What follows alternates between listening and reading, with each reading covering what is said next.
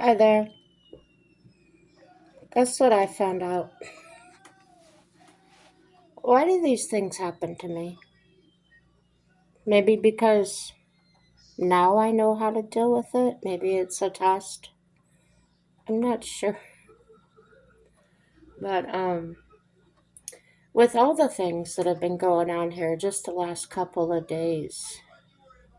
Well, the last couple of days is when I started picking up on it, but it's been going on a while.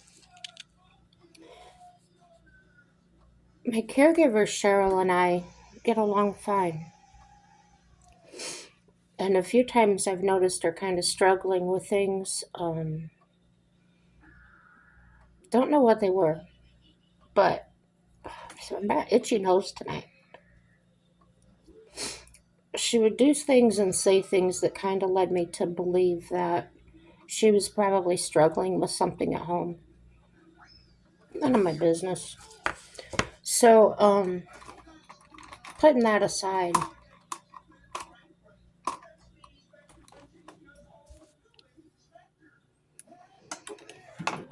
as things usually do when somebody's having a problem and they're not talked about, they come to a head, right? Well, that's normal. That's fine. Hers when it becomes a problem. When you're holding it in to the point that you can't afford to hold on to it, but you're afraid to let it go for the damage it might do, okay? I've experienced that. Probably everybody has experienced that. But what I've learned to do, um, gotten these tools from professionals, okay, is when I feel something is wrong, I need to find the evidence of whether that's wrong or am I thinking correctly about the situation. So I've been taking care of myself, but also noticed that Cheryl was having some issues. She didn't say anything necessarily negative.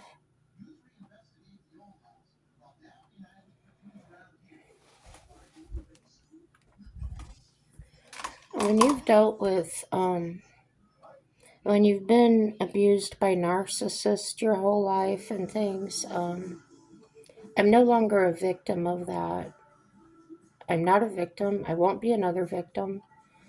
Um, I won't be another food source for them to suck dry. So when Cheryl started talking about wanting my husband to stay home while I went and have surgery, she's going to run in a hotel room. Oh my gosh, shades of my mother all over again. Just that I'm going to be in charge type thing. Don't get me wrong, there's nothing wrong with in charge people, take charge people. I am one of them. But I certainly wouldn't rule out somebody else's authority for that. So this has been ongoing, and I think she had a little bit of a break. Oh, to finish that thought, my husband and I went along with her. Okay, that's fine. No, maybe it's best that you're there when the surgeon comes out, whatever. It's just very unorthodox, very peculiar for a person in that position to do that. So when she came over here Friday, Thursday night, I had left her a note. She got it Friday. My husband gave it to her while I was getting up out of bed. She proceeded to really fly off the handle. All I had, not, I shouldn't say all I said. Here's what I said to her. Um, I didn't appreciate you trying to take over my schedule for when I decide I need to do things that, such as my vaping or my um, bathing. Okay, I don't have any problems taking showers. I love the water. Cold, hot, it doesn't matter what temperature is outside either.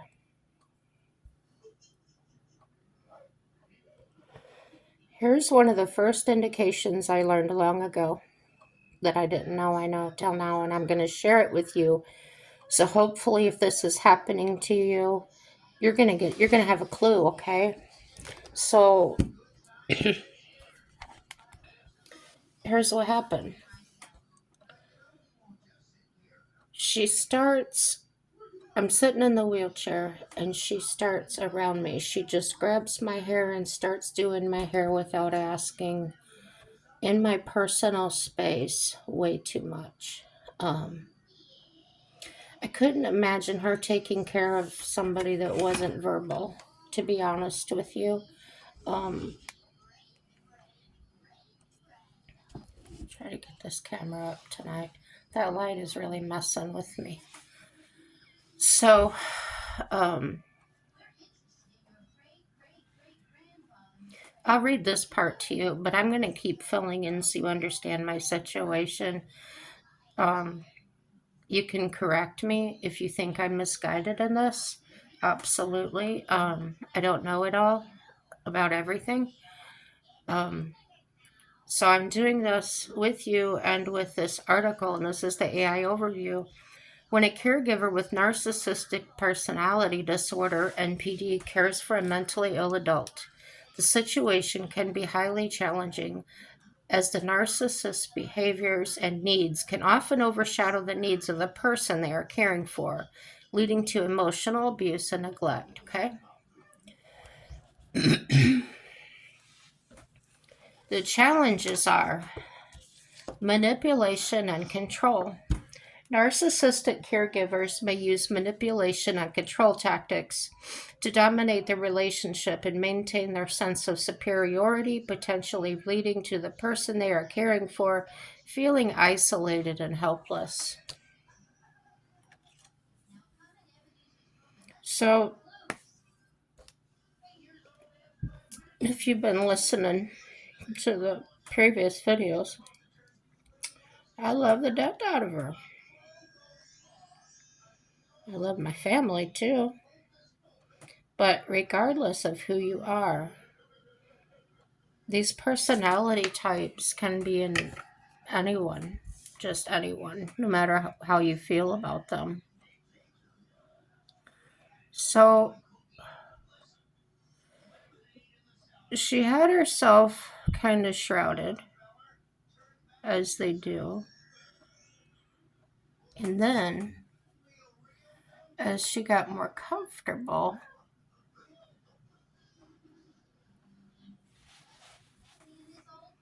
those other things started coming out. So, as I've said before, the worst thing you can do to a narcissist is to approach them with anything that they've done wrong, or a criticize, or a suggestion. So, when I left the letter that said I did not appreciate doing this or doing that, instead of like a normal person would wait for me to come out and talk about it, she was sitting right here. Um, she goes off on my husband about it, and then she leaves. And I caught her as she was going out, and I said, "Why don't you just stay and let's talk about it?" "Oh, no, I'm out. This is my day off anyway." Okay. As I said, I waited a while. I called her. She wasn't any better on the phone. Um, This morning she was texting me with, oh, last night I had said we need to get together up with this week's schedule because it's not written on the calendar yet. We usually do that on the weekend or Monday or Tuesday. So she says, well, you be an adult and you can text it to me. I don't need to come over there. I didn't ask her to come over. I just said that we needed to get the schedule. Then she tells me that she says, "Well, we don't have to work on the schedule. It's always written on the calendar." So I gave her the benefit of the doubt, and I came in here. Excuse me. I looked at the calendar, and it's blank, as I expected it to be. But as I got to thinking about it, all this crazy behavior, all this, I started getting that familiar feeling that I felt all my life with my mother was. I started questioning myself. Should I have left the letter? Like, starting to put the blame back, take it all back on myself. And I looked at my husband, and he must have thought I was nuts. I said, "Nope, I'm not doing it." He had no idea what I was thinking or what I was talking about. He goes, "You're not doing what?" I said, I'm not going to give in to the situation again. I'm not going to allow someone to put me down underneath their feet and walk on me. So, of course, he wanted to know what was going on, and of course, I told him. Um, and I do try to tell what happened more than speak from my feelings. Um,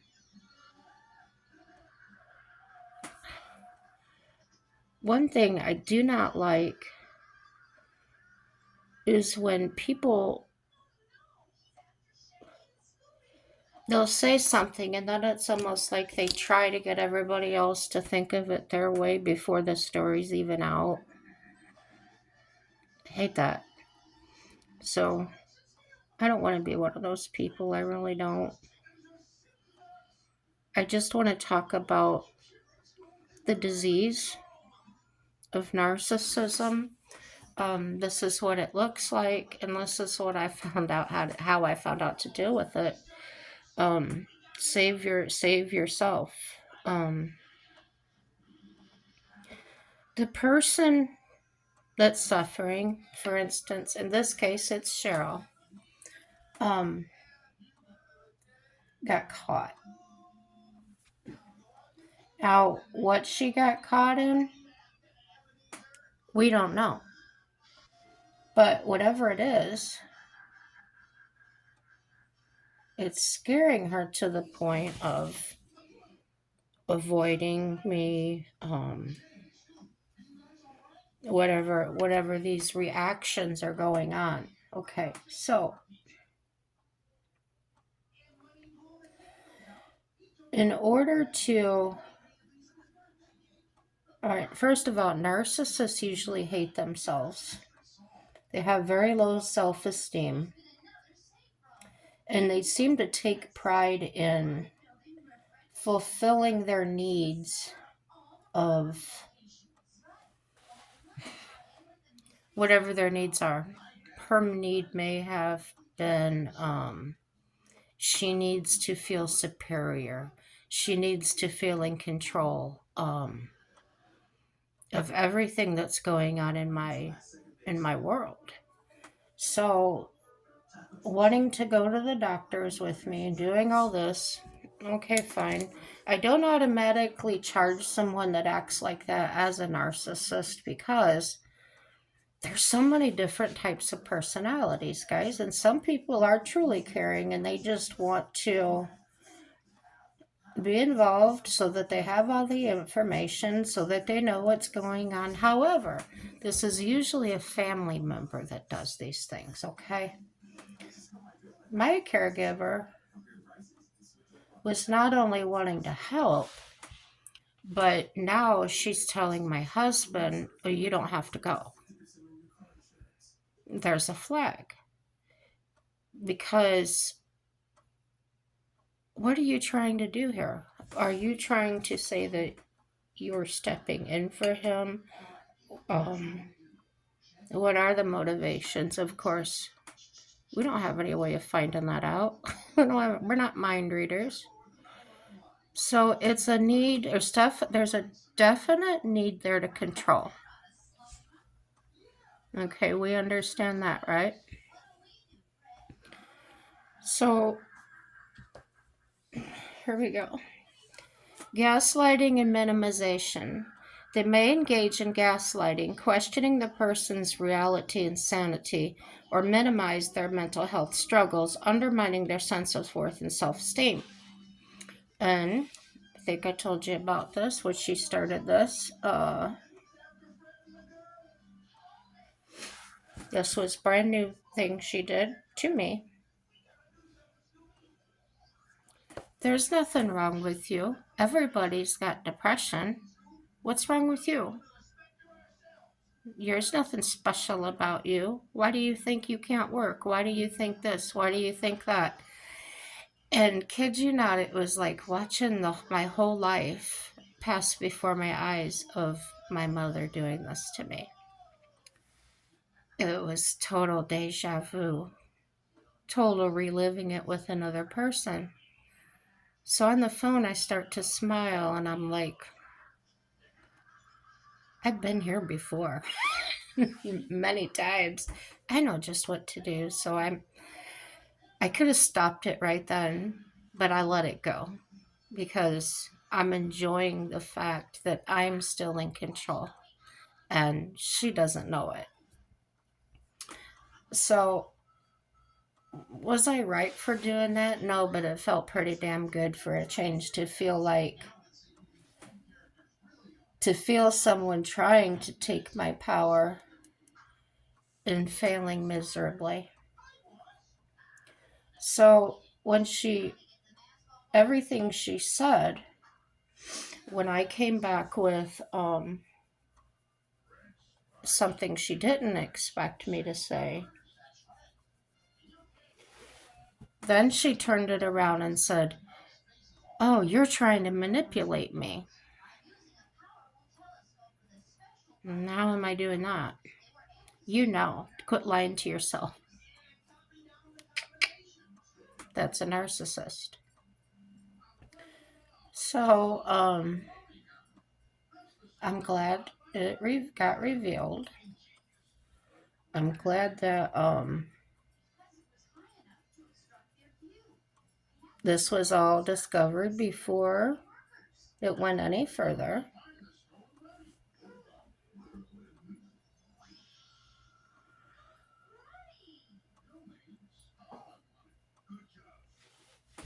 Hard to explain, but I know that there's many, many, many people out there that can spot a liar way far off. They can spot a thief a mile away. There's a reason for that.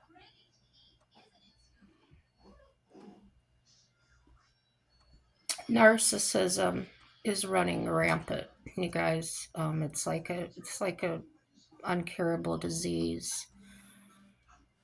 It's one of those things that I don't know how to explain it. Let's just move on to the next thing. Lack of empathy and compassion. Narcissists often struggle with empathy and may lack compassion for the person they're caring for, making it difficult to provide adequate emotional support and understanding. So, when I was sleeping and she was like, why don't you get up? Why don't you get up? Well, when I was caregiving back in the day, and I could not wake a person up. They're alive, but they don't want to get up. Um, Protocol was to just make sure they're clean, they're dry, they're comfortable. Um, I wasn't in charge of providing medicine or anything, so I didn't have to worry about those things. Well, I was doing in home care. So this was when the families went to work and things, I would take care of their loved one. So, same thing this woman's doing for me. So, yeah, I know her job. I really do. I understand the struggles of it and everything, and no big deal. Well, now, narcissists blame the person they are caring for their own problems or criticize their behavior, leading to feelings of shame and inadequacy. Self explanatory. Exacerbation of mental health issues. The narcissist caregiver's behaviors can exacerbate the mental health issue of the person they are caring for, leading to increased anxiety, depression, and other mental health problems. Yes, that would have way bothered me in the past, but this happening was so good for me. It revealed the healing that I've experienced. It revealed my actual strength, and my actual self-esteem is still intact. I survived it. I was protected from it. I feel amazing. Yeah. The potential outcomes.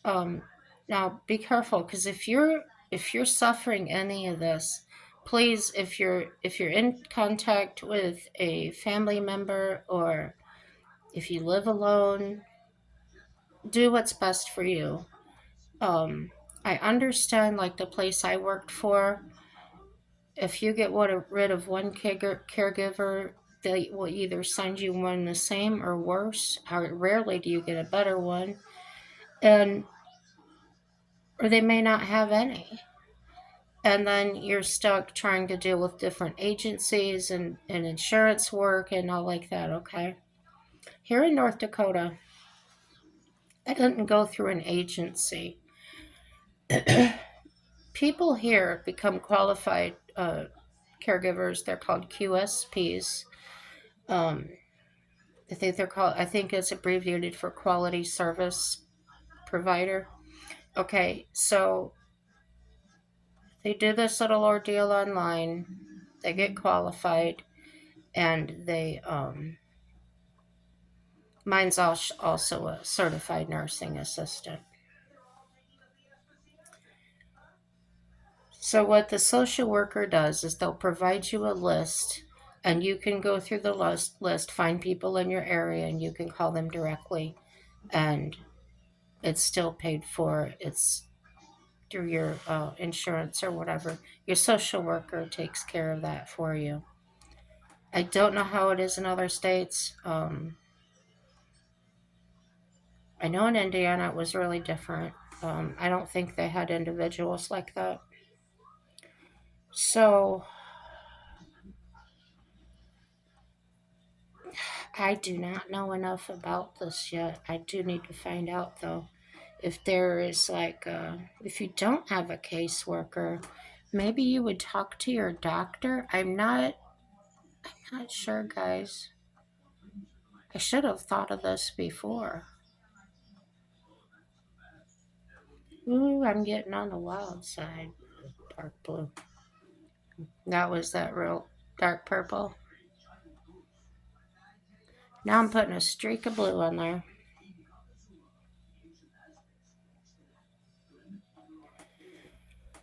Wow.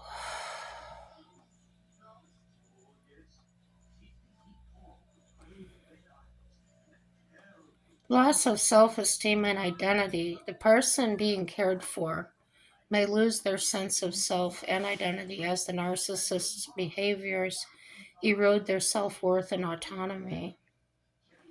And probably if I didn't know what a narcissist was or hadn't had any experience in those people with personalities like that, um, the damage probably could have been very severe.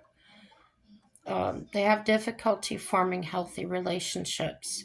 The person being cared for may struggle to form healthy relationships in the future due to the negative experiences they have had with the narcissistic caregiver. There's increased risk of suicide. In extreme cases, the emotional abuse and neglect can lead to increased risk of suicide. So that's the end of what that had to say about it. So if you do think this is a possibility that this is going on to you or somebody you care about, uh, do what you can to find out what you can, and please don't. Worst thing you can do is do nothing. Um, Better to find out and be wrong than to not find out and find out you were right about it. So please, please, guys.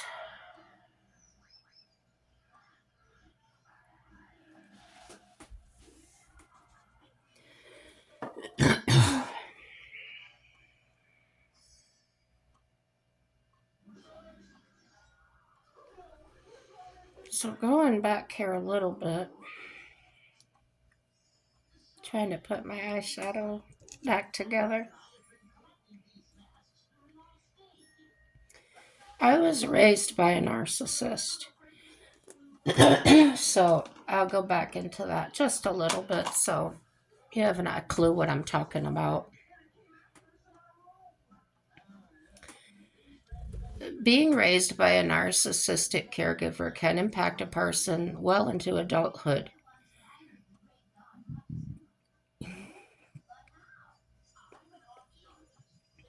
Sorry, I got narcissistic caregiving might look like harsh criticism, rejection, and forcing a child to meet the caregiver's emotional needs. Narcissistic caregiving can impact a person's self image, interpersonal relationships, mental health, and more. Seeking therapy and setting firm boundaries can be good first steps to healing from a narcissistic caregiver. And I tell you guys all the time, and I really mean this, these articles are written unless they've specifically said they're suffering from it, like the one I read last night about the couple, 18 years. Um, you got to take these from a point of they're written by somebody that's maybe worked in the area or um, how do you say that? They know about it, but they've never experienced it. So they don't have that one-on-one knowledge. All they know is what they've seen other people do. Okay? So that's like I don't hold much with those either, guys.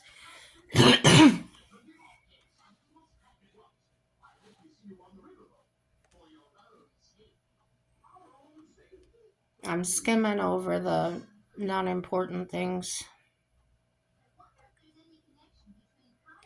Okay, if you did want to know more, and there is more to it than I'm reading, I just like to go skim the high points. This is on the page Psychology Today. As you guys know, I do visit that a lot. Psychology Today. All right, 5 signs you were raised by a narcissistic caregiver. Co narcissism.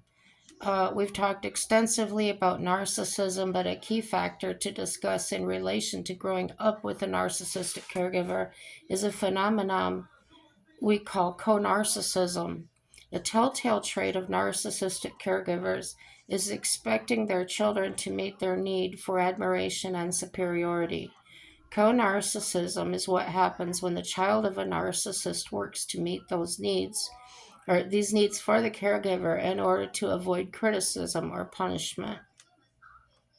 This way of adapting to narcissistic parenting can lead to children growing into adults that view the world as if everyone they meet is also a narcissist. They are often extreme people pleasers, struggle with insecurity, and are quick to give in to the opinions or needs of others instead of expressing their own. Isn't that awful?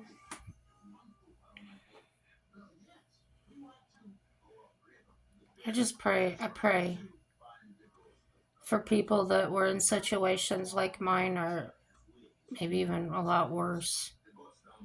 As a result, adults with co-narcissistic traits might even approach relationships as if they inherently don't deserve love or support from the other person.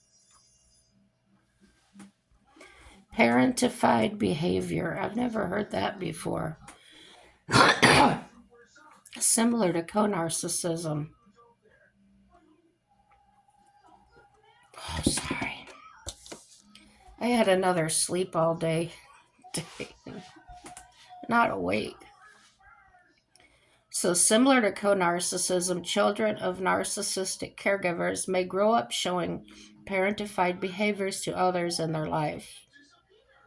Parentified behavior is just as it sounds when children take on the role of caregiver to others, typically towards siblings or to their own parents, okay? That's what I did. Adults that were parentified as children might struggle with feeling safe in relationships or might become involved in relationships that are unhealthy due to their need to care for others. And I didn't do that. It isn't uncommon for these individuals to feel a sense of authority over others, one that might not be welcome depending on the circumstances. Inaccurate self beliefs. When we are growing up, part of how we learn about ourselves is through the perception of others. That means that early on, most of the information that we have access to about ourselves is from our caregivers. Due to their need to perceive due to their need to perceived as superior to, I guess they meant be perceived because they left that word out, as superior or perfect, narcissistic caregivers are frequently hypercritical or rejecting of their children if they do not fit the caregiver's impossibly high standards. As a result, kids of narcissistic caregivers often develop beliefs about themselves that aren't really true. For example, many adults that had narcissistic parents might describe themselves as selfish, demanding, or useless. They may say things like, I need to be perfect to be worthy, or I always have to care for others. They do. In her book, Children of the Self-Absorbed, Nina Brown describes these as injuries of the self because being raised by a narcissistic caregiver appears to almost wound their child's self-perception. I don't know if it wounds it. This is looking back on it. It's this is my view or my perspective from looking back on then from now. Okay. Uh, I'm trying to see my way. I'm trying to find my way in life, and this individual that is the narcissist pulling my strings, so to speak, snatches me up, put these glasses in front of me and say, look, look, look, this is what you should be doing. So the picture, the prescription is probably not right for me and my, you get the visual there? Trying to force someone to look at things through your perception And that's not even possible to be done. We can agree with each other, but we cannot possibly see exactly through your eyes what you are seeing. And and the narcissist doesn't seem to even acknowledge that, in my experience. So the rebellious response is what they bring up now. So far, we've discussed how narcissistic caregivers can lead to behaviors in their children that may be considered passive or compliant, but not all children, and later on, not all adults, respond to narcissistic caregivers by taking on their emotional burden. People that rebelled against narcissistic parents might become defensive in the face of criticism or might be instinctually distrusting and wary of other people. Now, that describes my sister. Well, I have to tell it to her. She probably don't want to hear it, though.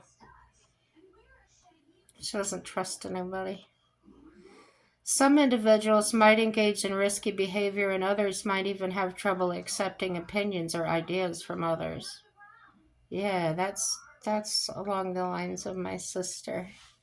All of these behaviors are in direct opposition to the behaviors of caregivers with narcissistic tendencies, as the person seeks to protect themselves from experiencing what they did growing up. hmm So that's what you got to tell yourself if you're, for instance, becoming aware that my caregiver is a narcissist. Um, my ex-husband was a narcissist, my mother, all these people, and I thought, well, I should be an expert at this by now. It's not my fault that I got a narcissistic caregiver. Somebody's voices could be telling me, how could you be so stupid? You know better. Um, Many different things that could be said. But because I'm on my own, living my own life, I've excommunicated that person and my brother. Um, they were the actual doubt. And once I removed those, was like removing barnacles from my side, I was free to flow again and get in the rhythm of life and enjoy my life. Not having the albatross thrown around my neck all the time and take care of this for me, take care of that for me, do this, do that, because she knew I had a really good heart. She knew that she had groomed me from the time I was 3 years old to be obedient to her and take care of my sister and my brother. So that's the role I was thrown into. That's the role I thought I fit. So then it was very disrupting for me to be told at 18, you're 18, get out of my house. Okay, so it's one extreme to the total opposite of extreme. And then it's total love, compassion, everything was all fake um, for me. And the way I knew it was fake is I had to have gallbladder surgery. I had to have a hysterectomy. The hysterectomy was cancer. Not one of them even called to see if I had made it out of surgery, if I needed a ride. Um, Never asked me about the cancer after that. Never said, um, asked me what the status of it was. These are very self absorbed people. The only time they finally asked me, well, are you better now? Well, depends. What do you need? Well, I was wondering if you could do this and this and this for me. So, see, it wasn't even concern for how I was doing at that point. It was, are you healed enough to do for me? So, very self-centered, very narcissistic personality type disorders. Um, this one here, Cheryl, I've decided that her outcome, the outcome she wants, is the sense of she was so sick talking about me and I fixed her. I did this. It's a self-feeding I, ideology that is not in reality. It's not grounded in reality. It's grounded in her own thoughts, in her own imagination, and what she believes things to look like or be like. Um, as I have told her, as I've mentioned on here, maybe in different ways. Sorry, my thoughts are always scattered, and I always talk in circles, and that is from narcissistic abuse. That is from being told over and over again that I didn't know what I was saying or that I was lying. So if you can't watch my videos, I do understand that it can be very frustrating.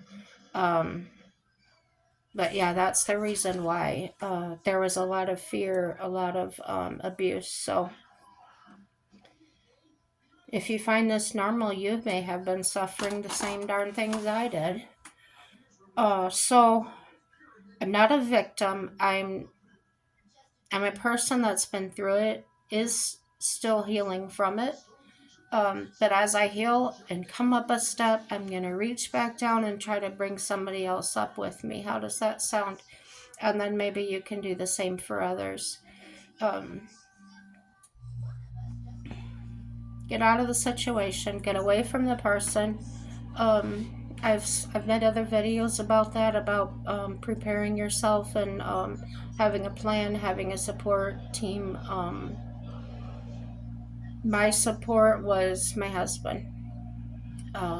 In the very beginning, it was my husband, who was my boyfriend at the time, and another friend. That eventually, my narcissistic mother did reach her as well, and that person, without even talking to me, just went weird on me and asked me to leave and things. So when I asked why, she said, "Oh," I said, "Well, am I doing something wrong? Am I not doing enough or whatever?" And she said, "No, I just think it's time for you to go." So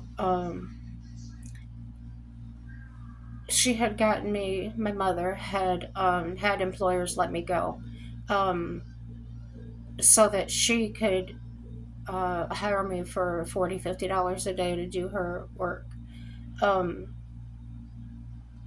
Lots of heartbreak. I always thought, or I was told, you're doing the right thing.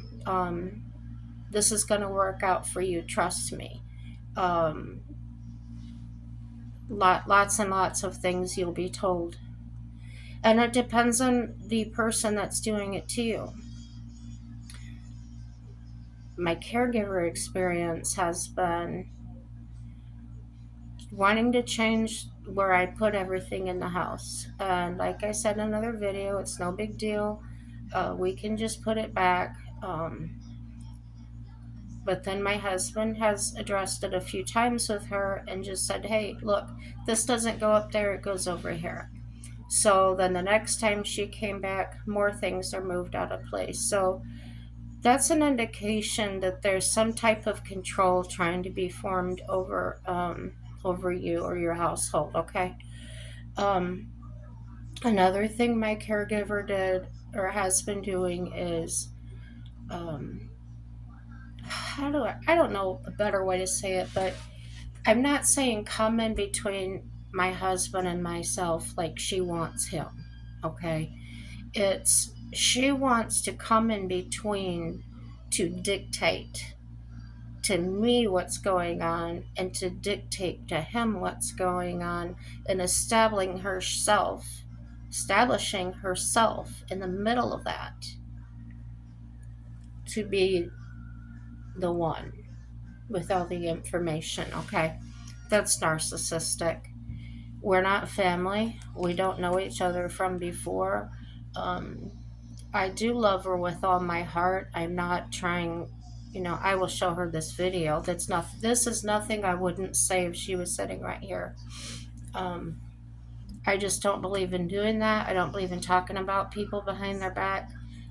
These are facts, and this is a good example of facts and how it happens in real life rather than just reading it from a textbook or somebody else telling you about it.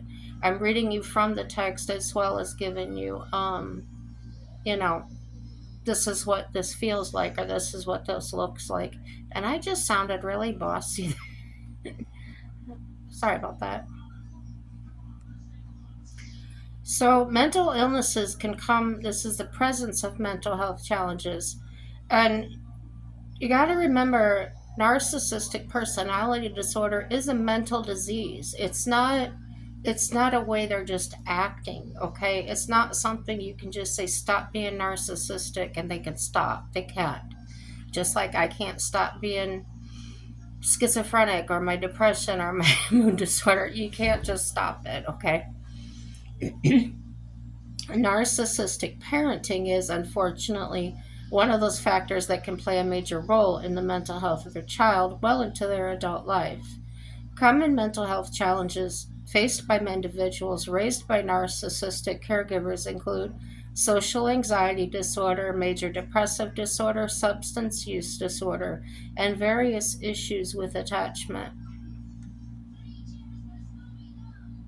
Wow, that's something I just realized too. My sister, she gets attached to things and not normal things. It would be like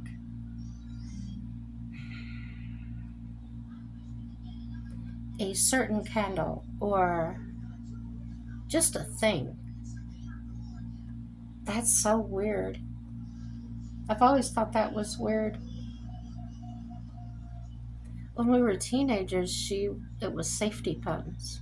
She put safety pins on everything. She said it makes me feel safe. Because of the word safety, I guess. Um, she's quirky, but just a wonderful person. Everybody's got something, you guys. I just pray that everybody that has something is something funny and fun and not, destructive. Um, that's funny. So, these might not seem surprising to hear. If a person develops core self beliefs that they are unworthy or unlovable, it makes sense that they may struggle with depression down the line. However, some people are surprised to hear that being raised by a narcissistic caregiver can lead to the development of traumatic stress disorders like post traumatic stress disorder and complex post traumatic stress disorder. This is because a traumatic event is not only a car crash or a sexual assault.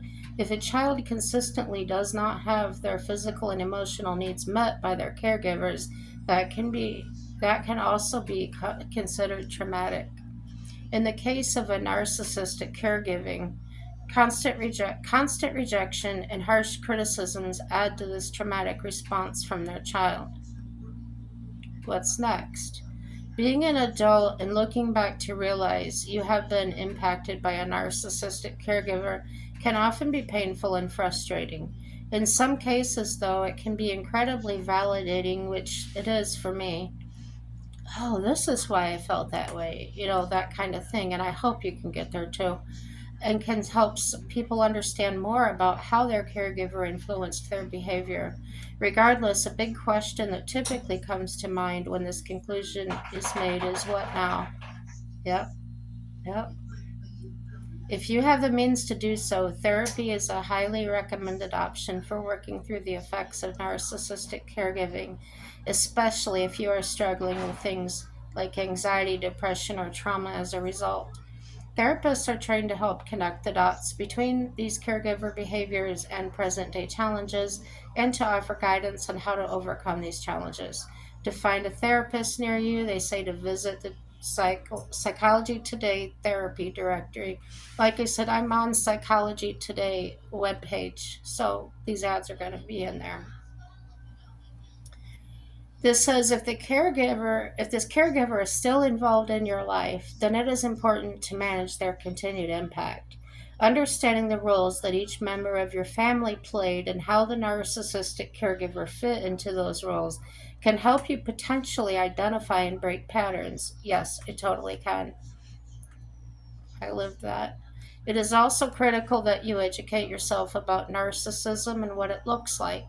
That way you can recognize those behaviors and set or assert the appropriate boundaries you need to keep yourself safe. And so that's what I was talking about. That's what I'm doing with Cheryl now is I've gone into this. I get the image of military, and you're setting out your wires, and you're on the ground, and you're just waiting for the person to walk into your trap. That's my imagination, but it's not really that way. It's just I'm ready for you. I'm in the lookout tower, and I'll see you coming way before you get to me. Um, Whereas when you're being a victim of the narcissist, you're always being ambushed. It's like every corner you turn around, bam, they're right there slamming you with something else. So in this way, therapy has helped me a lot. My husband has helped me tremendously. Number one, he's not narcissistic. He's so comfortable in his own skin. He never takes me personally if I get my nose out of joint or something like that. We give each other space. We just do that because that's the way we are. But he's my third marriage and I'm his first, so we didn't even get married until he was 40. So we had some different we had different circumstances than maybe somebody else did in that we did our own thing. We broke away from the the negative people.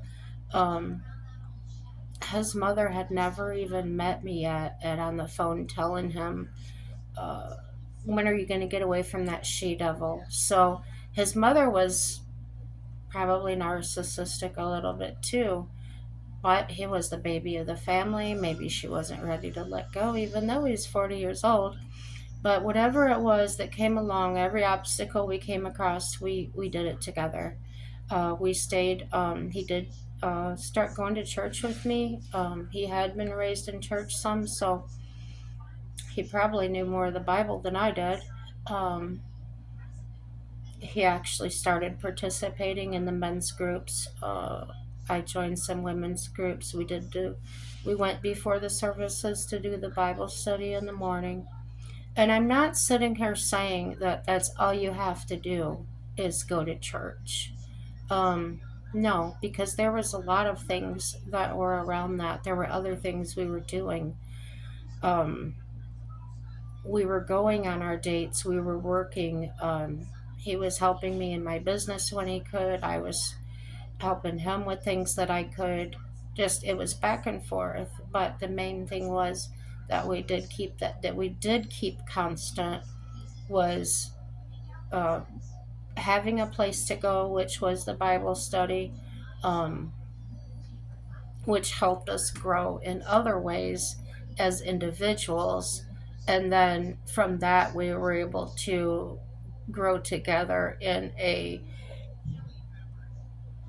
sound way rather than this might work, stick it to the wall, see if this works kind of relationship. No, we both went in knowing exactly who we were marrying and exactly who we were ourselves, and then entered into this marriage. So, not to sound like an almighty, because I'm not, I just know that my experience with marriages in the past, this was totally different.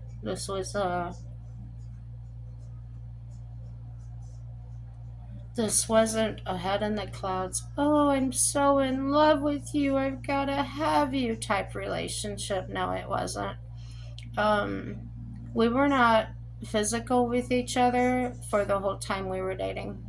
We did not sleep in the same bed. for the first, I would say, 3 years of our marriage because of my mental health issues, my trust issues. Um, I mean, obviously, my ex had tried to kill me. So the fact that this man even stayed with me was a miracle from God Himself in the first place. Um, because even when you love a person so much, there's still going to be limits. It's just the only love that's unconditional and goes on forever is God's, right? So I feel that in that way, we were, our love was coming from God because neither one of us could have sustained enough love to continue our relationship as far as it did. Um, we had only been dating a month when he came to where I was living at. I was a live-in caregiver, and he was looking all over the house for me. And the lady I was taking care of, her daughter had her at the time at her house, so nobody was in danger here but me. Well, I had gotten and I wasn't feeling right, and I thought, I'll just go in there and lay in the bathtub and soak. When Mike got there, he couldn't find me, and he saw the bathroom door was closed at the one end of the house, and he opened it, and I was laying there in a tub filled with bloody water. So, if it hadn't been for him finding me that day, I probably would have just bled to death. Um, that's how they found my uterine cancer, and it went from there. Okay. At that point, only dating me a month, knowing that he wanted to have children, knowing that he had goals on his life as well, he made a hard decision. And that decision was, and he asked himself this, he told me later, he said, I asked myself, should I leave now or should I stay with her? He didn't know what to do. And he just stayed. And I'm really glad that he did. And I never take that for granted. I really don't. It's been 13 years, 13 years, and I never take that for granted. I still thank him every day. I still show him that I love him every day. Um, just many different ways. We still don't have that type of physical relationship, and that's probably giving you too much information. But I just feel things are important to say to be real, and neither one of us are lacking it. I mean, we don't miss it. We're both perfectly fine. Um, we weren't. Neither one of us is driven by that personality wise. So we enjoy things like movies. We enjoy doing karaoke. Sure, we sleep in the same bed now and we can cuddle. I mean, we're married, but there's just it's just different, and it may not be for everybody, but we have a very happy life. And the fact that someone was trying to come in here and assert her dominance over it, no, she's just sick. So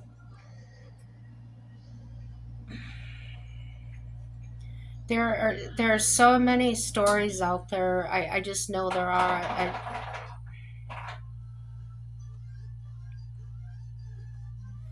But the things she said to me about trying to manipulate her, and just know, guys, that when people are saying things like that, when you truly haven't done anything like that, and like always, because I'm mentally ill, I check it with my husband, and I let him read the text, and I say, am I reading that right? Am I understanding this correctly? And of course, so he was right there the whole time, reading them the same time I was. And he finally looked at me really strange. He says, what's wrong with her? I said, I don't know. I said, I just think that she's mentally ill, and that I don't know if something happened with us, around us, that maybe triggered it. I don't understand. I'm not going to spend a lot of time on it. So if you want to know more, just let me know. I'll be happy to share it with you. Gosh, these hour-long video. Heck with it. I'm up. Gosh, it's 3:25 in the morning. I'll be back with another video. You know what to do, guys. I'm tired of telling you. No, I'll keep telling you.